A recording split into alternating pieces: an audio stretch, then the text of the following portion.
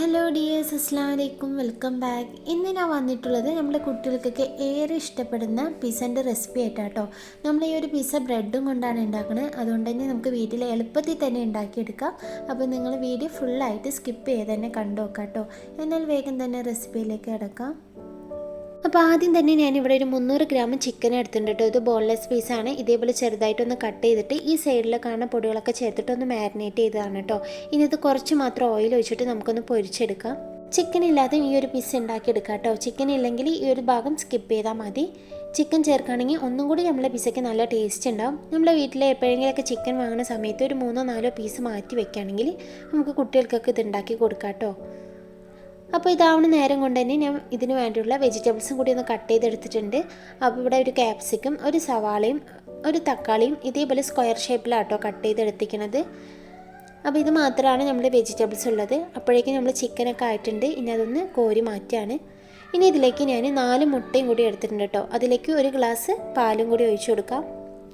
ഇനി അതിലേക്ക് ഒരു 1/4 ടീസ്പൂൺ ഉപ്പും ഒരു 1/4 ടീസ്പൂണ് കുരുമുളക് പൊടിയും കൂടി ചേർത്തിട്ട് നല്ലോണം ഒന്ന് ബീറ്റ് ചെയ്തെടുക്കുക കേട്ടോ. ഞാനിവിടെ ഒരു പാക്കറ്റ് ബ്രെഡും കൊണ്ട് 4 പിസ്സയാണ് കേട്ടോ ഉണ്ടാക്കിയെടുത്തിരിക്കുന്നത്. അതിന് വേണ്ടിയുള്ള ഒരു ക്വാണ്ടിറ്റിയാണ് കേട്ടോ ഈ ഒരു പാലും മുട്ടയൊക്കെ എടുത്തിരിക്കുന്നത്. അപ്പോൾ നിങ്ങൾക്ക് ഒരു പിസ്സ മാത്രം മതിയാണെങ്കിൽ ഒരു മുട്ടയൊക്കെ എടുത്താലും മതി, അതിനനുസരിച്ച് പാലൊഴിച്ചാലും മതി കേട്ടോ. ഇനി ഈ മുട്ട നല്ലോണം ഒന്ന് ബീറ്റ് ചെയ്തെടുക്കുക. പാലും മുട്ടയും നല്ലോണം ഒന്ന് മിക്സായി വരണം കേട്ടോ. ഇനി ഞാനിവിടെ ഒരു പാനിലേക്ക് കുറച്ച് ഓയിലൊന്ന് തടവി കൊടുത്തിട്ടുണ്ട്. അതിലേക്ക് ഓരോ ബ്രെഡിൻ്റെ സ്ലൈസും ഇതേപോലെ നമ്മുടെ മുട്ടയില്ലേ അതിലൊന്ന് ഡിപ്പ് ചെയ്തിട്ട് വെച്ച് കൊടുക്കാം.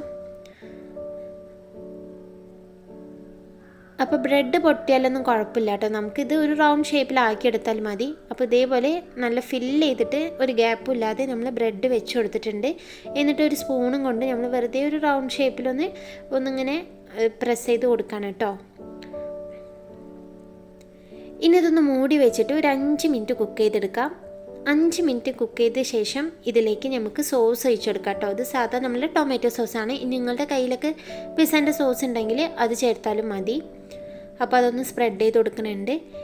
ഇനി ഇതിൻ്റെ മുകളിലോട്ട് നമ്മൾ അരിഞ്ഞ് വെച്ച വെജിറ്റബിൾസും കൂടി ഒന്ന് ഇട്ട് കൊടുക്കാം. അപ്പോൾ തക്കാളിയും സവാളയും പിന്നെ ക്യാപ്സിക്കം കൂടി ഇട്ട് കൊടുക്കുന്നുണ്ട്.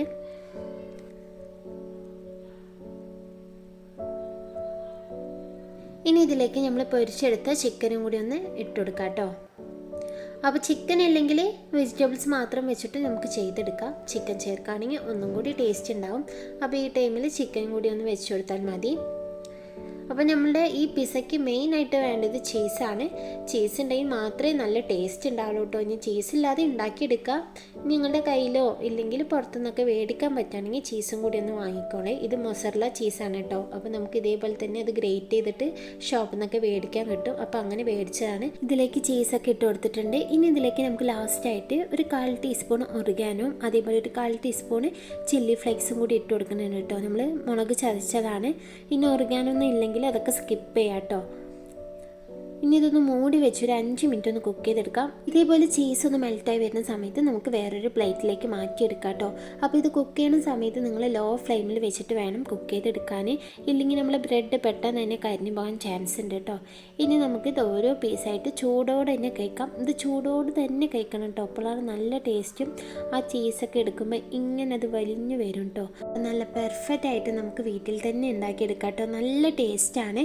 നമുക്ക് കുട്ടികൾക്കൊക്കെ ഇങ്ങനെ പുറത്തുനിന്ന് ഒരുപാട് വില കൊടുത്ത് വാങ്ങണേക്കാളും നമ്മൾ വീട്ടിൽ എപ്പോഴെങ്കിലും ചിക്കൻ വാങ്ങുന്ന സമയത്തൊക്കെ എടുത്ത് വെച്ചിട്ട് ഇതേപോലെ ബ്രെഡും ബാക്കിയുള്ള സാധനങ്ങളൊക്കെ മേടിച്ചിട്ട് ചേർക്കുകയാണെങ്കിൽ നമുക്ക് വീട്ടിൽ നല്ല ഹെൽത്തി ആയിട്ട് തന്നെ വീട്ടിൽ തന്നെ ഉണ്ടാക്കി കൊടുക്കാം കേട്ടോ. അപ്പോൾ നിങ്ങൾക്ക് എല്ലാവർക്കും ഈ വീഡിയോ ഇഷ്ടമായെന്ന് വിചാരിക്കുന്നു. ഇഷ്ടമാണെങ്കിൽ എന്താണ് നിങ്ങൾ മക്കൾക്കൊക്കെ ഇത് ഉണ്ടാക്കി കൊടുക്കണേ. അതേപോലെ എൻ്റെ വീഡിയോ ഒന്ന് ലൈക്ക് ചെയ്യാനും ഷെയർ ചെയ്യാനും സബ്സ്ക്രൈബ് ചെയ്യാനും മറക്കല്ലേ.